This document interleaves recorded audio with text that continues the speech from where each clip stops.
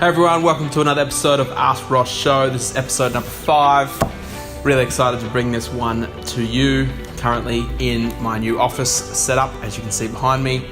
A little bit different to the other episodes of the Ask Ross Show.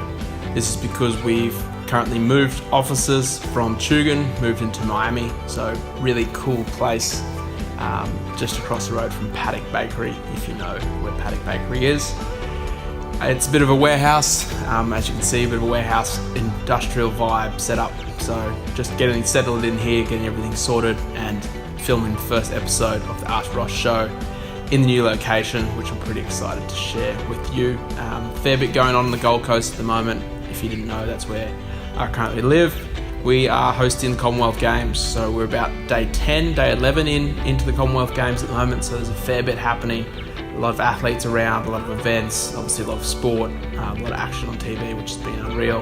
Got a couple of friends competing in the Commonwealth Games, so best of luck to them.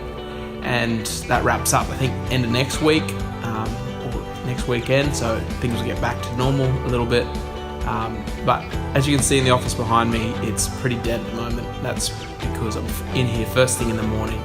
Wanted to try and record this episode and get it out to you without too much distraction and too many people running around and making too much noise behind me.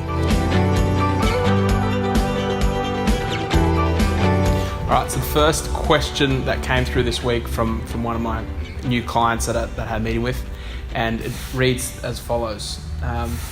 So I went to university, I've got a HECS debt, when do I have to start paying this back? And how do I know if my employer is already taking this HECS debt out, or the HECS repayments out for me? So this is a really common question that comes up with anyone that's obviously been to uni or done any further study outside of high school. And what the ruling is that as soon as you earn over $55,874, that's pretty precise. As soon as you earn over that amount per annum, then you have to start paying your HECS debt back legally. So depending on how much you earn is how much you'll pay back. So if you're just earning over that threshold, there's a bracket from when you only have to start paying back 4%. So you pay back 4% of your wage gets paid back to your HECS debt.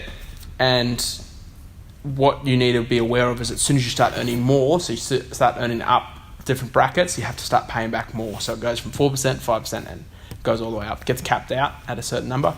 But it's just important to know that if you are in a job that you're going to be earning a lot more money year on year, then you're going to be having more HECS debt come out, which obviously is going to speed up your repayments of your HECS debt. Now, what you want to be aware of is whether or not your employer is taking that HECS debt out for you. And what you want to check is your pay slip. So there's going to be a line on there, if your employer is doing it properly, that will say either HECS debt or help debt, and it'll show you a figure each pay. So if you get paid weekly, it'll show you a weekly amount that's coming out in HECS repayments. Now, if you know you have HECS debt and that isn't on your pay slip, then I would speak to your payroll or your HR department as soon as possible, because you don't want to get to the end of the year and your employer hasn't been doing the right thing by you and you get stung with a tax bill, or you have to use all your tax refunds to pay back your HECS when you are counting on using that money for something else. Second question today comes from Rob on Instagram. Rob reads, looking at buying a new car, should I pay cash for the new car or take out a car loan? Rob, thanks for the question. Short answer is, if you can afford it, pay cash. Now, there's a few reasons why that's the case, or why I believe that that's the best thing to do. And it comes down to, if you took out a car loan, how much interest you're going to get charged year on year for the ability to lend that, to borrow that money from someone. Now, a car loan can typically run for anywhere between maybe 6% all the way up to, I've seen some really scary ones around the 14-15% mark, which is absolutely insane. So that's the interest that you're going to have to pay back on the loan. And if you think about it in terms of, well, if I use the money, I'm not going to have it to invest, I'm not going to have it in savings. If you found an investment that's going to earn you more than the interest, safely earn you more than the interest repayments on your car loan, then it might be worth considering doing that. But I would say that there aren't too many safe investments that can guarantee you a return that you're going to be earning around that 7 to 12 to 14% mark that you would be paying on your car loan. So that's one thing to consider. And I said at the start, if you have the money, then I would recommend that you do it. Rather recommend you pay it by cash.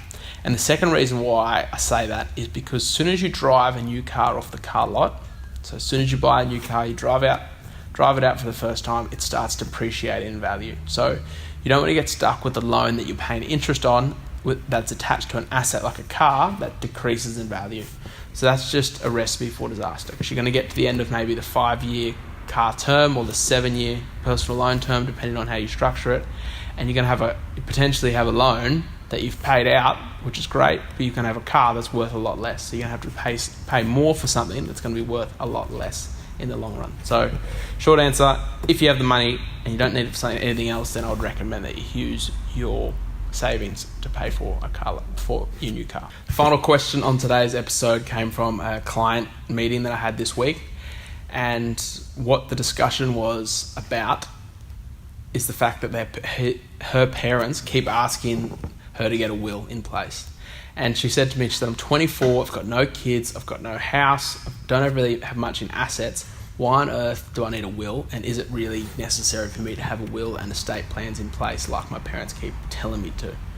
And the discussion and the answer to that is yes, it is important that you have a will and estate plans in place. And the reason being, even though this person, she was young, she had no kids, no house, and not much in assets, or she thought she didn't have much in assets, what we figured out was that even though she hadn't been working for very long, so she was 24, just out of uni, only working a couple of years, she had a life insurance component inside a superannuation fund, which a lot of people don't realise they have, and this is usually put in place by what's called a default insurance.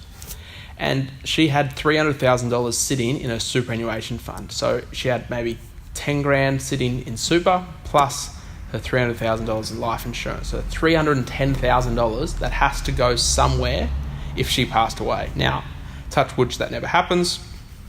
It's very unlikely that she will pass away while she's quite young.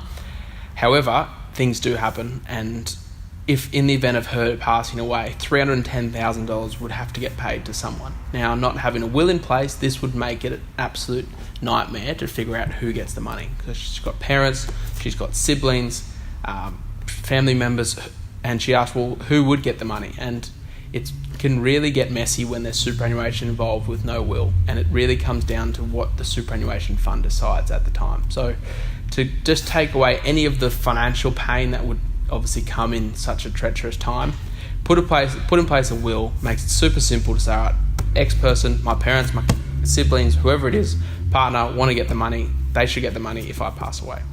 Now, the second thing we discussed was having in place an enduring power of attorney. Now, I know that sounds like a mouthful. However, it's super important that anyone over the age of 18 has in place an enduring power of attorney. Now, what this means is that in the event of you becoming disabled or incapacitated or something happening but you're still alive, you can't make your decisions for yourself. So maybe you've broken both your arms, you've been hit in the head and you're mentally disabled, but you're still alive. The person who you appoint as an enduring power of attorney can make those decisions on your behalf. So this might mean what type of medical treatment that you get, what happens to your assets while you're undergoing surgery, or who's going to pay for the surgery, and all those things that happen, or that need to happen, that someone has to make those decisions. And unless you appoint someone to make those decisions for you, because you're over 18 and technically an adult, there's not going to be anyone in place, and it's going to be an absolute shit fight for your parents, family, spouse, partner, whoever, to get a court order to be able to make those decisions for you. There you have it, another episode of the Ask Ross show. Hope you enjoyed it and got some value out of that.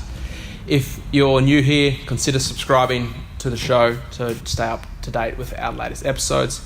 If you have a question that you need answered, you can ask it in 3 ways. So jump on Instagram, you can find me at Ross Marais, and shoot me a direct message on there, and I'll try and do my best to answer it and also put it on the show. If you're on Twitter, not sure if many people are, but you can find me at Ross Marais FP. Shoot me a tweet and ask a question there. Otherwise, third and final way to ask your question for the Ask Ross show is if you're on Anchor, which is a podcasting app, you can actually call in to the show. So find me on Anchor at Ross Marais, and hit the call or message button. Leave me a voice message on there with your question, and I'll do my best to try and get it on the show for you. Stay tuned for the next episode of Ask Ross Show next week.